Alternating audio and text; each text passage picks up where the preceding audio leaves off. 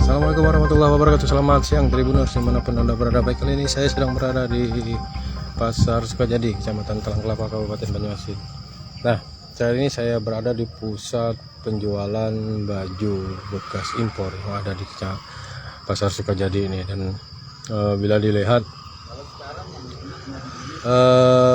terbilang cukup banyak varian atau baju maupun celana maupun kaos oblong, kemeja dan juga ada untuk baju-baju bekas impor yang ditawarkan di sini.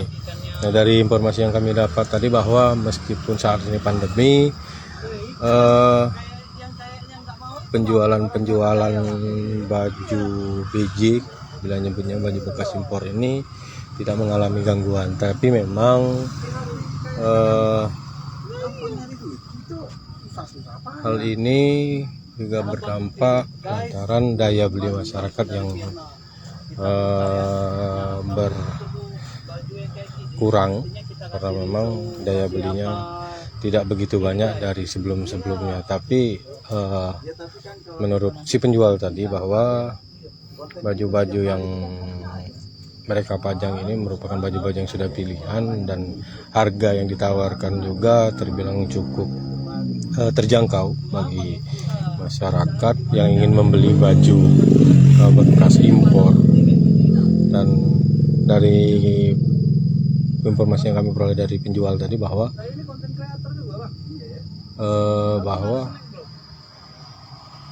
baju yang dijual itu untuk kaos oblong ataupun kaos kemeja itu kisaran 225.000 per piecesnya. Dan juga misalnya untuk jaket tadi sudah kami tanyakan bahwa ada yang 50.000, dan untuk celana itu kisaran 60.000. Jadi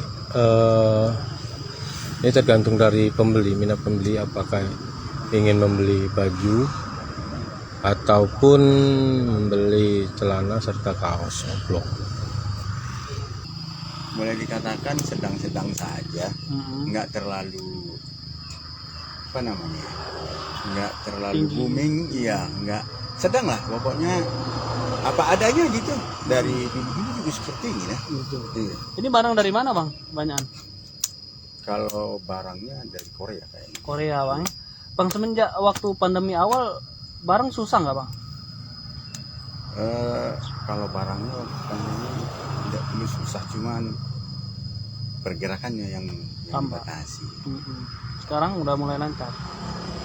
Kalau pergerakan sih agak ya lah di apa namanya, berlonggar ya.